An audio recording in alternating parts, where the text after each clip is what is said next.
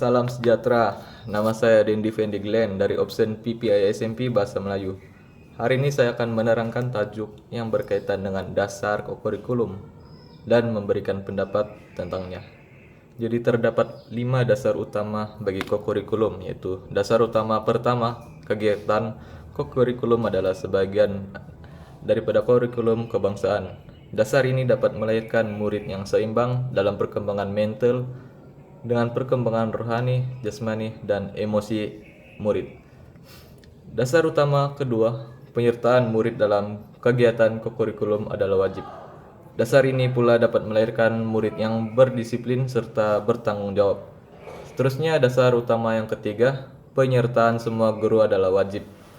Jadi penyertaan semua guru sebagai penjawab awam dalam mengurus, menyelia, dan mengelola kegiatan kokurikulum di sekolah adalah wajib dan penting bagi memastikan keberkesanan pelaksanaan gerak kerja kokurikulum di sekolah. Dasar utama keempat pula merupakan pelaksanaan kegiatan kokurikulum. Jadi dasar ini memberi murid-murid peluang menambah, mengukur, dan mengamalkan pengetahuan, kemahiran, dan nilai-nilai yang dipelajari di bilik darjah. Seterusnya, penyertaan beramai-ramai merupakan dasar yang terakhir. Dasar ini merupakan perpaduan antara murid yang berbilang bangsa dan agama dapat dicapai karena murid saling hormat menghormati antara satu sama lain. Jadi berdasarkan kepada hasrat murni Kementerian Pendidikan Malaysia melalui penggubalan Akta Pendidikan 1996, keberkesanan dan kesesuaian dasar-dasar pelaksanaan kokurikulum di sekolah ini dapat menyokong serta merealisasikan hasrat untuk memperkukuhkan perpaduan kaum dan integrasi nasional.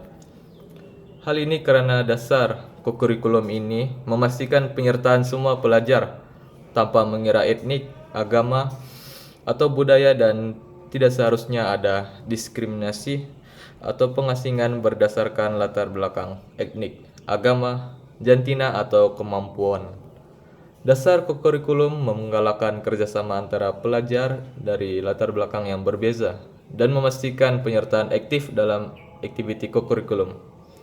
Jadi hal ini boleh membantu menggalakkan persepahaman bersama, menghormati perbezaan, dan membina hubungan yang inklusif. Dasar kokurikulum juga menggunakan pendekatan holistik dalam menyokong pembangunan dan kesejahteraan keseluruhan pelajar. Hal ini termasuk mengintegrasikan aspek sosial, emosi, fisikal, dan kognitif ke dalam aktiviti kokurikulum untuk memenuhi keperluan pelajar secara keseluruhan. Oleh itu, dasar ini dapat merealisasikan hasrat Kementerian Pendidikan Malaysia. Selain itu, dasar pelaksanaan kokurikulum ini juga merangkumi pembinaan sasya dan nilai positif yang membantu pelajar untuk memahami dan menghormati prinsip persaudaraan, keadilan, toleransi, dan menghormati perbezaan.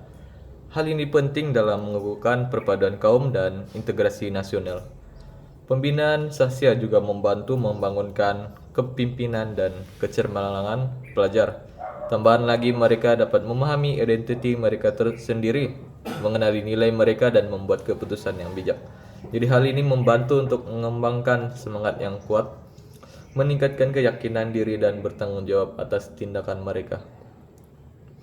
Melalui aktiviti kokurikulum seperti pertukaran budaya antara pelajar atau lawatan ke komuniti yang berbeza, pelajar berpeluang berinteraksi, berkongsi pengalaman, dan belajar tentang budaya yang berbeza.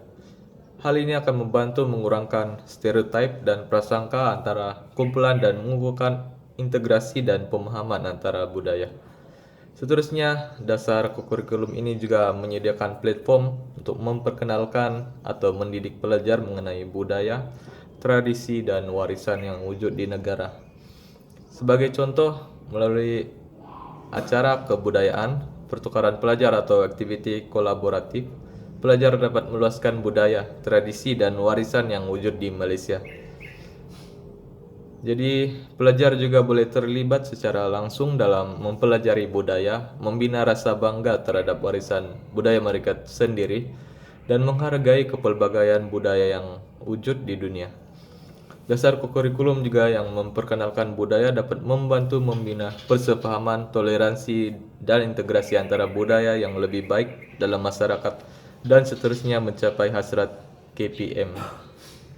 Tambahan lagi, pendidikan tentang sejarah negara dan warisan budaya, dasar kurikulum termasuk pendidikan tentang sejarah negara dan warisan budaya sebagai sebahagian daripada kurikulum. Hal ini dapat membantu pelajar memahami asal-usul dan perkembangan budaya kebangsaan mereka, menghargai warisan budaya mereka yang kaya dan mengukuhkan identiti negara. Pendidikan tentang sejarah negara dan warisan budaya juga boleh membantu menghapuskan prasangka dan stereotip negatif yang mungkin wujud antara kumpulan budaya yang berbeza. Melalui pelaksanaan dasar kurikulum yang mengukuhkan perpaduan kaum dan integrasi nasional, sekolah boleh menjadi tempat di mana pelajar belajar tentang kepelbagaian budaya, membina persepahaman, menghormati perbezaan, dan membina perpaduan di kalangan mereka. Jadi penting bagi sekolah untuk melaksanakan dan mengamalkan nilai inklusif serta memudahkan aktiviti kurikulum yang menggalakkan perpaduan dan integrasi nasional.